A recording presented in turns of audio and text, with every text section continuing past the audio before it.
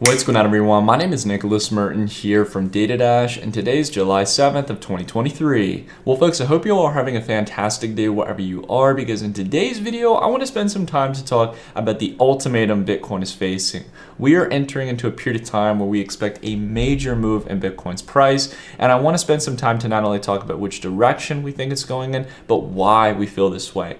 I'm looking across the charts, guys, and for the first time in a pretty long period of time, I'm feeling confident that we're going to see some pretty severe volatility here, a severe move in direction in the market that's going to signal the trend for the next coming weeks and months. We've got a lot of things to dive into in today's video. If you guys happen to enjoy it, consider dropping a like. It's one of the greatest ways you can support the channel. And stay tuned later on as we've got a sponsored review of the new Kraken Pro platform. It's a really interesting way to get involved in the market and start trading, but also do all kinds of different activities in the crypto space from one single interface. So stay tuned for that. You guys won't want to miss it. All right, I want to go ahead and dive in here to the substance of what we're facing right now, guys. We have continued to chop sideways here since back in late June with no follow through, similar to what we saw back in April of this year when we entered into the 30K price range. This is critical to understand. This is a clear range here where, whether we like it or not, there's some form of distribution. There's not enough follow through or buyers who are willing to buy at this range and see future upside. Generally speaking, we have more people taking profits or eager to take profits than being eager to build positions. We saw that in the market order flow analysis yesterday, some of the most abysmal market order flow data we've seen, and we've been seeing this for the past few weeks since we got up towards those relative highs around this range at around 31,500. We've been continuously seeing outflows in the market and generally some bid side support that's holding that. If that bid side support does not remain, or if we continue to see market order flow remain negative, no matter what, that is not going to give us the setup here for a bull market. We need cumulative volume delta or market order flow to drive prices higher. And we just aren't seeing that here. We saw it back here. And as you can see, during these periods of time where price expands, that's when market order flow takes charge and the bulls are in the lead. But we are not seeing that in the most critical price range we need to clear through before we can really kick off a new bull market. This range here, I'll go ahead and put it on the weekly so it's a bit clearer, again, is the most critical price range here to answer the question of whether or not we're going to be in a new bull market. And while so many people are incredibly confident of that due to countless narratives, many of which have fallen through, we need to, again, get back to the data. We need to get back to the price, and we need to ask whether or not we've got the steam to continue moving forward, because all those narratives fell flat. You know, the dollar collapsing due to BRICS and these new coordinated efforts from various emerging or developed economies to try to compete with the dollar and take away dollar traded volume in the world. Well, while that may be a trend long term over the next 5-10 years, we can see here that the dollar index has remained neutral. It is not falling off a cliff. In fact, it may be building a base here to start a short-term reversal. I'm not here to say that the dollar is going to rally to new highs on the DXY, which is the dollar currency index. It weights the dollar's performance against other currencies. But again, this proves here that there's no serious challenge here. In fact, people who are claiming that BRICS is a concern here. If we take a look here at USDCNY, or the Chinese yuan against the dollar, or more specifically the dollar against the Chinese yuan, the dollar is ramping up good. It's beating the Chinese yuan. It's about to hit towards relative highs we have not seen it since as far back as January of 2008, or similar levels to what we saw back in November or October of 2022. So this is not a good sign here for the BRICS argument, with China being the largest country within the BRICS alliance. So that narrative has died off at the end of the day, at least in my mind here for the short term of what could potentially carry forward Bitcoin. But how about the Bitcoin bank run, right? Well, again, we've already looked at the key metric here, probably the best metric we have to work with to see whether or not liquidity is flowing into the space or out of the space, and that is what's going on with stablecoin liquidity. Whether you look at it on the logarithmic or regular chart, I think the regular chart makes it a bit clearer here. We are down over $20 billion in liquidity since our relative highs back in May of 2022. And that has continued to dwindle down since back in March. It is not expanding, and it looks like it's ready to reach back to those lows and continue going lower. Now, let's dive a little bit deeper into the stablecoin story here, because stablecoin liquidity, while it's a valuable metric, is made up of two key components here, two large players, USDT and USDC. There are other stablecoins out there like DAI, but they are also declining. So if you want me to add them to the metric, I can. But that's really such a minute amount of the stablecoin market. And beyond that, all the rest of the players players are just a couple million. So these two really give us the overwhelming amount of liquidity in the crypto space.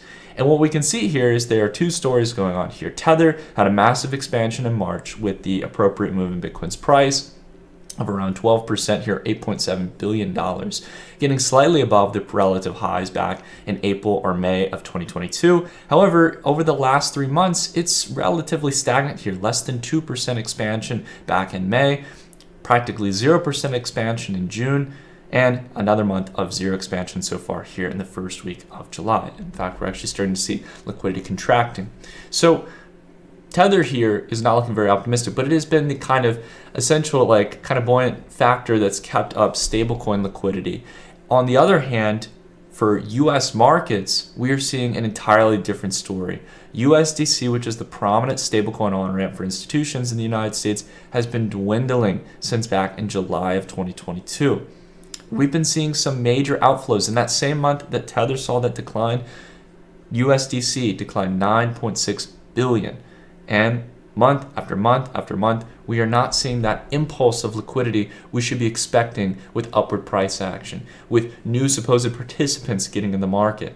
If BlackRock or a lot of these institutions, who by the way are ETF managers and fund managers, they're not the ones putting all their capital or chips on the table, right? They're not going out there and buying a lot of things. What they're doing is building funds for people to invest in, right? And they're hoping are going to get approved by the SEC, so we'll talk about that later. But if BlackRock and all these guys are about to get in, certainly we should be seeing stablecoin on-ramps, or the ways where institutions, hedge funds, family funds, the big bucks we're talking about here, we should be seeing them through these metrics, and we're not. We're seeing people get out of the market. We are seeing distribution in Bitcoin's price, where they are taking advantage of higher prices and slowly but steadily selling at those higher prices, not to cause major market spread and have to sell at a lower level. All right? So bank run narrative, de-dollarization, all those have fallen flat. But now we have the final narrative. This is the one where I feel, guys, if this does not hold up, if we do not see the SEC with open arms approve these ETFs, we are going to face a very brutal reality. I'll talk about that as we go through the conversation. But generally speaking, now that we've hit a 13-month high for Bitcoin here after the November lows, we've essentially got a lot of people really eager here around the BlackRock ETF. And this is coming off of a couple things. Not only is BlackRock a large institution, which has got people really pumped because they think that BlackRock is some, unstoppable entity that will get anything that it wants. And if Larry Fink and BlackRock want to create an ETF, the SEC and all the institutions are going to collude with them, and they're just going to pass it. That's the narrative that everyone's saying. Whether for better or for worse, people say, I don't like Larry Fink or I don't like BlackRock, but they're going to get it passed and it's going to drive Bitcoin's price. So why not get on the train? Man, how the crypto space has changed over the past couple of years. People, in fact, are not just saying this, but they're also cheering on Larry Fink when he comes onto Fox News. And after a couple years of calling it a tool for money laundering, similar to Jamie Dimon and so many other bankers, are now cheering on and saying, wow, it's amazing to see that people who are such prominent financial leaders or large players are essentially now cheering on Bitcoin, and they're going to get involved. This is great. Man, really the space, for those of you who've been around since 2017, 2018, what a change in the narrative here. People are actually, in some cases, cheering this on. Put that aside, though. That's something that's a bit more subjective, and there is a point to be made here. If BlackRock is going to get into this space and they are guaranteed to just get an ETF, that would be great news for Bitcoin's price. It would open up. It's not going to hamper the expansion on ramps of getting into the space. It's generally going to be a net positive liquidity flow, right? You can't argue that. The thing we can argue is whether or not they're going to get that approved. And if we take a look at the BlackRock share price, it is a publicly traded company. It's about $100 billion something company when it comes to market cap. By far not the largest in the world by any stretch of the imagination. Apple's a $3 trillion company. We can see here that since the filing announcement where BlackRock stock popped up about 2.7% and topped out on June 16th around $716 a share, we're now down to $680. And the price is either gone sideways or dropped during that period of time from the initial announcement. So Wall Street, isn't really picking up the narrative here, you would likely see that if there was a chance this was going to get passed, a guaranteed chance for that matter, that BlackRock got a front runner advantage, it has the size and the mass to be able to take over this market, you would expect to see that in the share price. And as we've talked about, while a lot of people are saying, BlackRock gets 99% of its ETFs approved, and here's a statistic or metric that proves that. At the end of the day, guys, that 1%, those 1% of ETFs that get rejected are the forward-thinking kind of experimental ETFs, and Bitcoin is certainly in that camp. I know people think just because GBTC is out there, just because MicroStrategy is acquiring more Bitcoin, just because all of these narratives that maybe if they didn't hold up or not, they still maybe had some weight to them, all right? Just because of all these things, it's just got to happen. I want to take a step back here, guys, and I want you to think about what that sounds like when we think in that mentality. We're grabbing for straws here, right? Like trying to just hope that a narrative is going to play out. It's all about hope. It's about our personal hopes and desires, because it's likely that many people who are chasing those narratives are looking to make a return on Bitcoin, whether it be in the short term or long term. Doesn't matter. But it's all around hope. And we do not lead into that here when we trade, guys, not in a contractionary environment. In a risk-on, easy money period of time like the last decade from the 2010s to 2020, maybe 2021, that was the period of time to take risk. That was the time to be hopeful. Every time things look bad, it was time to dollar cost average. It was time to go in. We are not in that period of time. Bitcoin has not been able for multiple months to clear through this range. And until that changes, we've got to be very cautious about our expectations of where Bitcoin is going to go. I don't mean to sound harsh, guys. I don't mean to be a perma-bear or be negative. I'm just trying to be realistic with you guys here. Like, what if you really missed? Like, I know a lot of people have said, oh, see, we had this pop up here, 15%. But think about it subjectively, guys. You know, like, even if you bought in back in March here, right, you haven't missed much. Now, sure, some people will say, oh, you know, we could have bought it, 16 or 15 or 14K down at the lows. Why didn't we do that? It's like, guys, that's not our game here. We're not swing trading short-term moves. We're making swings for the longer term. Crypto bull markets are already relatively short. They're generally speaking around a year, year and a half to 2 years max. And because of that, and especially if you're talking about altcoin cycles for that matter, much shorter, just a couple of months, we need to make sure we wait for the right vital signs for that. We don't care about an 80 or 100% move off the lows. We care about hundreds of percentage points. And if Bitcoin's not going to give that to us, I don't really give a damn about it. I'm sorry. Preserving and protecting my capital right now matters much more to me personally as an investor. And it should for you guys too. If you made phenomenal returns over the last decade, your worry shouldn't be about, the 5-6% inflation you're dealing with, maybe a little bit more beyond the Fed statistic of 5 to 6%. But your concern shouldn't be about inflation. If you're concerned about inflation, there are treasury yields, there are high yield savings accounts that will hedge the bulk of that for you. And the important thing to realize that we've talked about before is that generally speaking, inflation is a symptom of the last decade.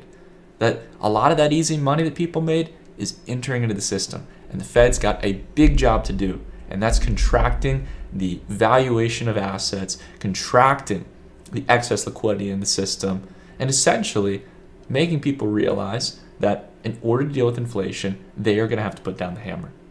We talked about that with the CME Fed Watch tool, that more hikes are coming, guys. I mean, you can't just ignore these things. And maybe the market will in the short term, but if your long-term thesis is buying Bitcoin here and expecting that we're going to go to 100K just because BlackRock filed an ETF, sounds a little bit crazy if you think about it that way. That we assume, unfortunately, due to conspiracies, due to narratives, due to our own inclinations to make profit, we believe that BlackRock is guaranteed to get what it wants. Larry Fink and BlackRock have a large foothold over corporate America through being a large money manager. They do have large voting power on the board of directors of companies. That is true. It does not mean that the world is so simple that they run all the regulators, they can just get whatever they want. It's unfortunate, but this narrative has really gotten shrouded out there. And trust me, I'm not a fan of really like the whole BlackRock company as a whole, and I'm not the biggest fan of Larry Fink. But at the same time, to assume that they're just going to get their way, I think they would also tell you the same, that there's not some guaranteed path for them. And everyone who's copycatting what BlackRock is doing and hoping to get an approved ETF is playing the same guessing game. It costs little to nothing to file these things and to build the partnerships with Coinbase and say we're going to use these partners to do this. Cost a couple tens, maybe a couple $100,000, but the potential upside for them is phenomenal and totally worth the risk, right?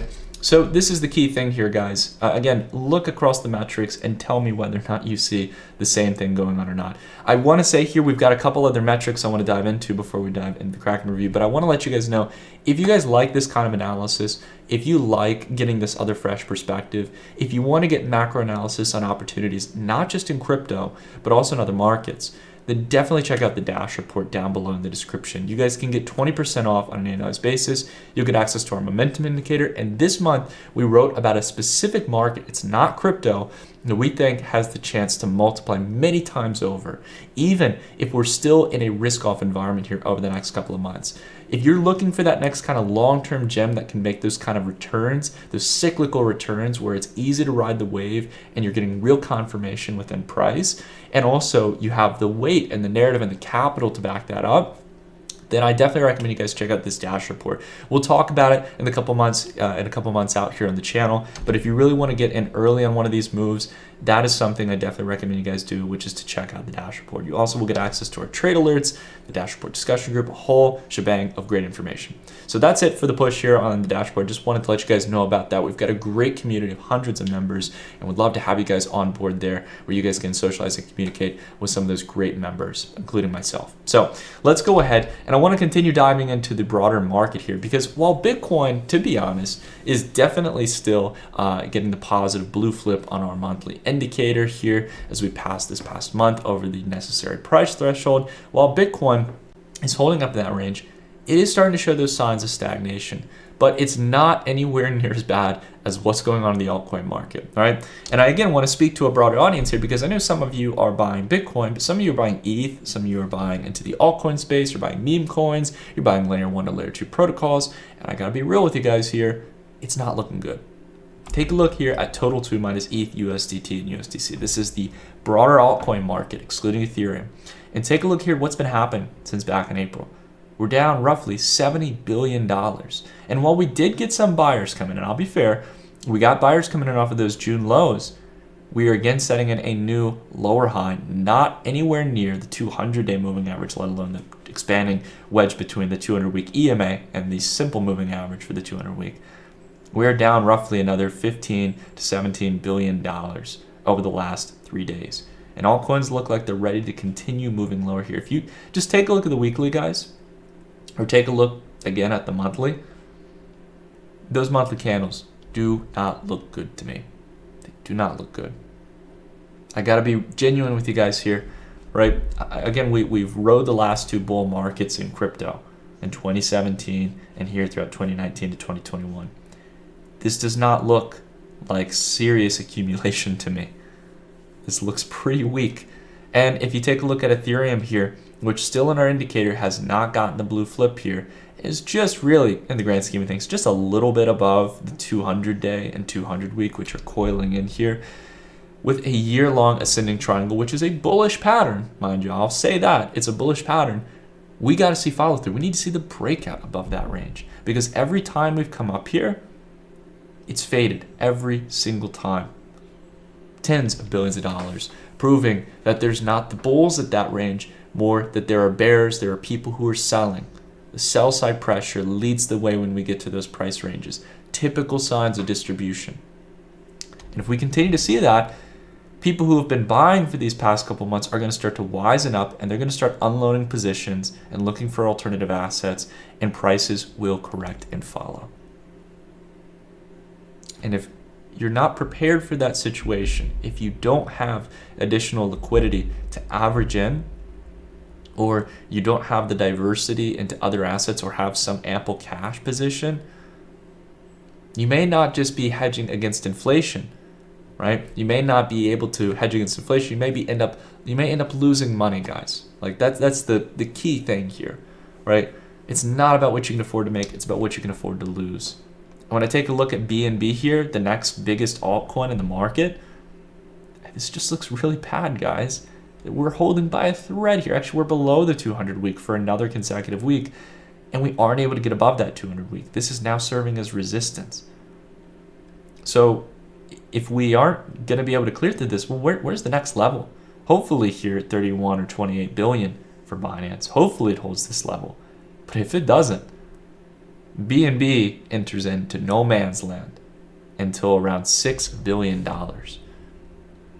Now, I've been the person who has said at the end of the day, I'm not some huge naysayer against Binance as an exchange. I don't think it's entirely perfect, but at the same time, I've been someone who's been more kind of mild, and I think maybe BNB holds out here between 32 to 28 billion. But with the second largest altcoin continuing to climb downward or go downward, if we see Ethereum come back down in this range here, and especially if we see Bitcoin not get an approval on an ETF, if the SEC rejects that, that will be the final nail in the coffin here for a continued correction to the downside. And a lot of people are going to get caught with their pants down. I really hate to talk in such a degree of confidence, guys. I'm not saying it's guaranteed to happen, but the probabilities are not favorable here. And unfortunately, the market is trading as if it is probable. Because the markets now are trading on excessively thin liquidity comparative to where we were back a couple months ago. Declining liquidity, where the order books are getting thinner, where participants are moving out of the market or not trading. And when liquidity is that thin, it's very easy for large players or exchanges to deceive investors, to lead people to believe that it's a new paradigm, that it's a new beginning to a new bull market, when in reality, we may have a long way to go. And one case in point here I want to make with you guys here is that whether you agree or disagree with me here, it's important that if you are going to be engaging in trading or investing in crypto, you do it with those players who are time tested in the industry, who are going to make sure your crypto assets are safe. Security is the number one concern here that should be on your mind. And one of those players who I would say without a doubt that I would trust is Kraken. Kraken recently launched Kraken Pro, which is a professional investing and trading platform for crypto assets and a whole range of other activities like staking, as well as many other plays in the market. So without further ado, let's go ahead and dive into the Kraken Pro platform. Alrighty, everyone. So in today's sponsored review, we're going to be diving into a cryptocurrency exchange platform that is a titan in its own right. It's been around in the crypto space for some time, but it's coming with a fresh new look and a whole range of new features and functionality you simply just can't find across many exchange platforms. Today, we're going to be talking about none other than Kraken Pro. Now, many of you may already well be familiar with Kraken as it's been a legacy player in the crypto space and a time-tested exchange platform when it comes to security and custody, all of which are essential elements when it comes to having a reliable trading experience. But on top of that as well, Kraken has gone above and beyond as of recent to offer a new service it calls Kraken Pro, where not only do you have additional features and functionality when it comes to trading and a new clean user experience, but also staking and other additional services like analytics to get a cutting edge on the market and maximize potential returns. So we've got a lot of things to dive into in this video. I want to spend some time to talk about how Kraken Pro looks, what you can do on the platform, and to show whether or not Kraken Pro may be the platform for you.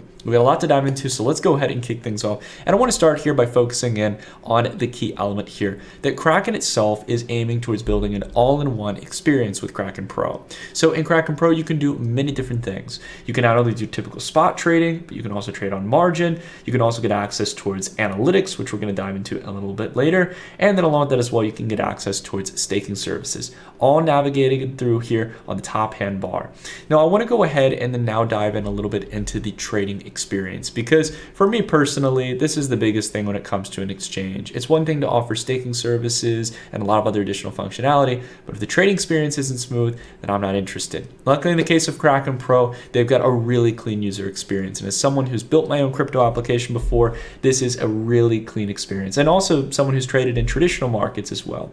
Because Kraken Pro is aiming to do a couple key things here. First off, by building an all-in-one platform, it has a big emphasis here towards allowing traders to customize their user interface when it comes to trading. So you not only have by default a really nice layout here where you've got your trading view integration here where the charts are clean. They allow you to do all the typical kind of technical analysis. So we can draw trend lines on the chart here, spot potential trends in price. We can Also turn on a whole range of different indicators. For example, we can turn on the MACD and be able to have this on various different time frames, just like it would be within utilizing TradingView for our TA services. So no need to hop between multiple platforms for that. But on top of that as well, we have a whole range of other different features here. We've got the order form where we can place buy and sell orders on different assets. We can set in different types of orders, such as limit orders, market orders to get immediately filled, stop loss or stop loss limit, take profit and take profit limit orders. And there's also going to be iceberg orders and a whole range of other professional trading options that are out there for those who are into more complex trading strategies. Also taking trailing profits or trailing stops into your trades. There's a whole range of different ways you can trade when it comes towards being more of a professional trader rather than just kind of buying it at a market price or market selling. And those order types are essential if you want to employ more complex strategies and try to potentially do things like scalping or taking advantage of short-term opportunities in the market. So this is something, again, to keep in mind here, that Kraken Pro is constantly evolving, but it already comes out with a lot of features here on day one here for launch. Outside of that as well, we can see here on the right-hand side that we can navigate easily between some of our favorite plays. So for example, I've already got Bitcoin and Ethereum here by default added, and I can easily hop between these different price feeds. But I can also add in additional markets that I want to keep track of. And this is the really cool part here, guys. Another big part is on an exchange, no matter how great the technology is, how many opportunities do I have to trade? And the good news here is that whether you're in the United States or in a whole range of other jurisdictions across the world, Kraken offers a whole range of different pairings. Even being a US user here, I get access towards a whole range of different DeFi tokens here within one streamlined exchange, and of course across various different pairs like USD, Euro, BTC, ETH, you name it. Any of the major liquid pairs that we'd be looking for, we can get access to here. On top of that as well, we've also got other different labels like Web3, we've got layer 1s as well as layer 2s, gaming, and other types of plays such as community-driven tokens like Doge, privacy coins like XMR, you name it. A whole range of different opportunities, and sometimes coins and tokens that you simply can't find on other exchanges, even players like Coinbase. So this is something that's really exciting to see here, that there's such a range of opportunities here for all types of traders.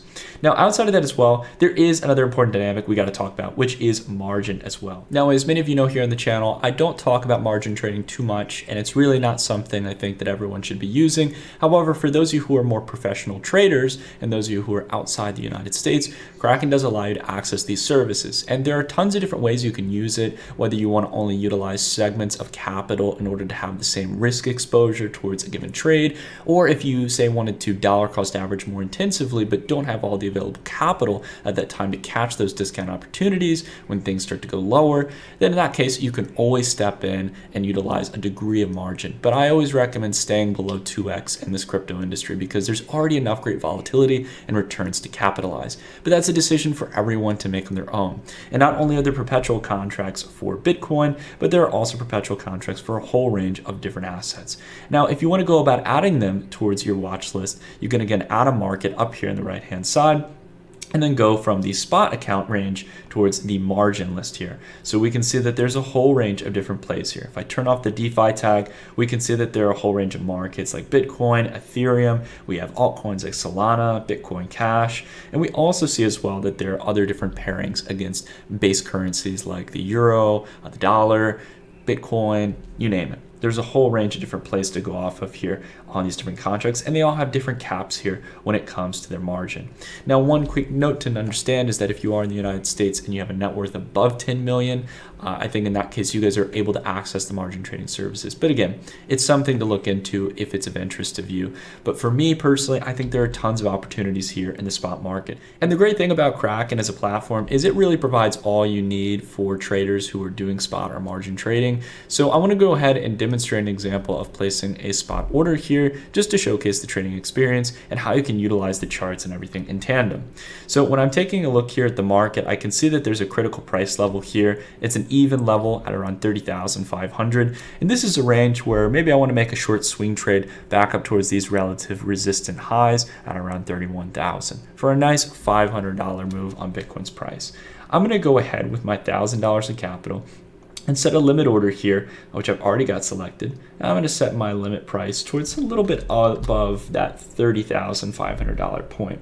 I want to go ahead and buy the max amount here, and I'm going to go ahead and place buy BTC USD. So perhaps we might get that filled in a couple of minutes, depending on how price does here over the next couple of hours. But generally, I want to get that filled and trade it up towards that higher point here, allowing for me to make a nice little profit here between that range if my order gets filled and price moves in my direction.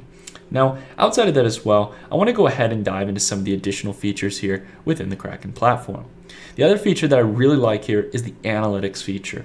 Now, if we scroll down here, there's a whole range of different features or data points that we can pull into here for different pairs. Now, notice here we're looking at Bitcoin, but if we click on Ethereum, we can get respectable data points for that cryptocurrency. So this isn't just Bitcoin data. We can dive into a whole range of market data here for a variety of pairs.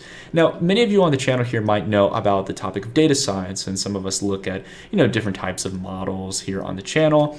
MVRV Z-score, trying to think the Plel multiple. There's all kinds of different data science models out there that are very helpful for measuring Bitcoin. But more specifically, these metrics are not only tracking things like price, but more market dynamics. So for example, the total trade count here within a given window of time, say over a given window of time like the last hour or 4 hours, we can generally see as we go through these time frames, we can see how much trades are being placed. As we go into the weekends, the trades tend to go down, but it helps us to spot those days when there were high amounts of trading activity where we can potentially gain some valuable insights here as to whether or not trading activity and the amount of participants in that market are starting to pick up. This is a big dynamic here. This is much more valuable here than just simply analyzing volume.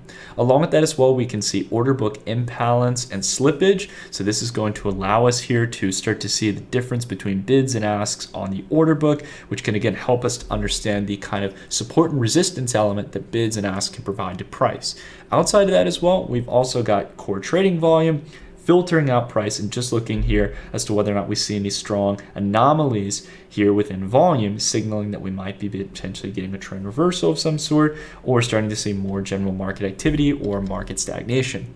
And last but not least as well here, we've also got rolling volatility, which is again going to be measuring to a degree how volatile any given asset is. As we can see here, volatility has been ramping back up here for Ethereum after a incredibly slow period of time here as we entered into June, as prices were relatively dwindling downward, but not selling off at any massive pace. So this is again how Kraken can give you a much bigger edge here. Being able to access these market metrics and also the traditional technical analysis tools that you're already used to using within trading platforms like TradingView is really nice. And for me personally, this is like the golden standard for what you want as a trader, because while you can still use those external platforms, you really kind of have everything all within one user interface, and it's not that overwhelming. And again, as I mentioned earlier, there's the customization element here, which I think is really huge. So for example, we can not only just add markets here that help to navigate, but we can also add different segments up here. We can add a performance tab. So this is going to be showcasing here for that given asset how Ethereum has performed over, let's say, the last 24 hours, week, 1 month, or 1 year. We can see Ethereum's rank as a cryptocurrency, its market cap. So no need to go over to CoinMarketCap all the time to find this kind of data. It's just a click away from within Kraken Pro. Outside of this, well, we can add other different types of widgets. We can hit our portfolio here so we can see where we're currently exposed to the market. No need to go over to the portfolio tab. We just stay here within our trading interface. And again, there's another thing here, which is that while you can always use TradingView, if you're someone who really likes to just generally do naked trading, spotting general support and resistance, and you really like to focus in on price, you can always have the simple chart feature. But again, as a naked trader myself, someone who's focusing on those key levels of support and resistance, I still like to use candle patterns and jump into the TradingView interface. So anyways, that's it for the trading experience here that I wanted to focus on. And we also dove a little bit into the analytics, which I think serves as a good kind of buoyant part here for the trading strategy that you might be implementing. However, but there are a couple more elements that I want to dive into here that I think are going to help you guys in hedging in the crypto market. And one of those is earning staking rewards. Now, generally speaking, within Kraken Pro, you'll access staking here in the top hand bar. So it's just a click away, and again, all within one platform. However, being in the US, I don't have access to the staking services here on Kraken. Nonetheless, if you are in the vast majority of jurisdictions across the world, you can earn staking rewards on those cryptocurrencies that you're holding. And I definitely recommend, if you are looking for an exchange platform where you're holding those crypto assets and you're looking for that yield, Kraken is one of the few platforms, guys, one of the few, I will say without a doubt, I would feel safe having funds on. Kraken is one of the most long-lasting exchanges in the cryptocurrency space. Its base model and business model is not just around staking services, but exchange services and providing custody. And the big thing here is that these staking yields are not like that of previous crypto lenders in the space.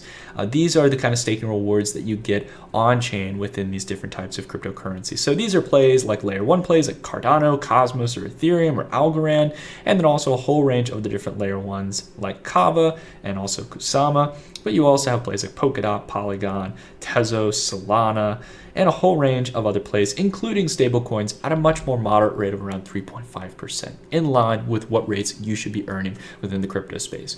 And you can do all of this from the same platform that you're trading. So if you want to move funds from, for example, your futures account into earning staking, you can do that, or you can move funds from your spot account into staking and vice versa.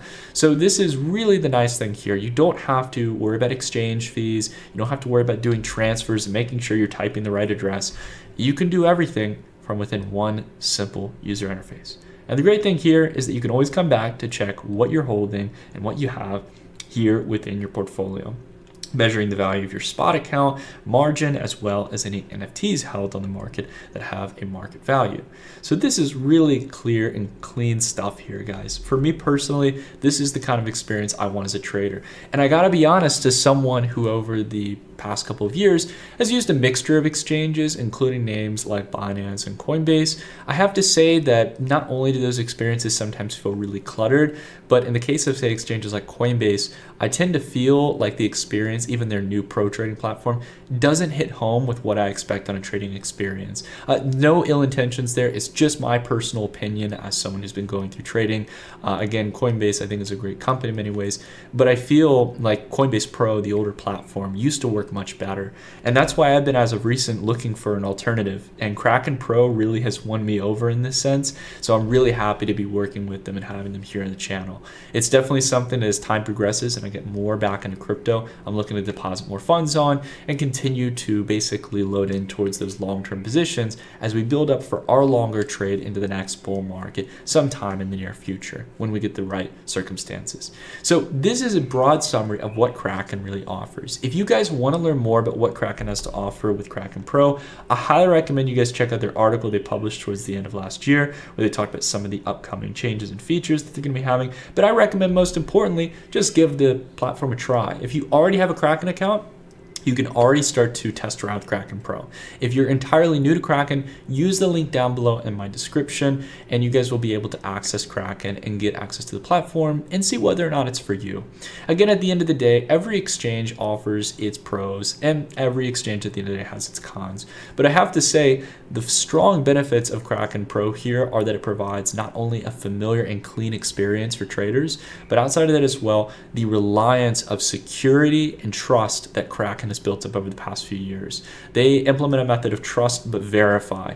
They're very big about maintaining on-chain balance audits. They're very big about maintaining security both internally and externally for its users. And along with that as well, it offers all the features so you really don't need to go out towards dozens of applications and platforms to get the experience that you should be able to have within one platform. And that is why Kraken Pro is an exciting platform to me personally and looking to be what could be the leading exchange towards trading cryptocurrencies over the next couple of years. My hat's off to the team who have been working hard on this behind the scenes, building during the bear market, and trying to improve in the experience that we should all come to expect. Thanks so much, everyone, for tuning in. If you guys happen to enjoy this review, consider dropping a like. And again, if you guys are interested, check out the link down below in the description for more any information. And you also can leave a comment as well. Let me know your thoughts on what you think about the Kraken Pro interface. That being said, everyone, have a wonderful rest of your day, and I'll see you all in the next one. Take care, everyone.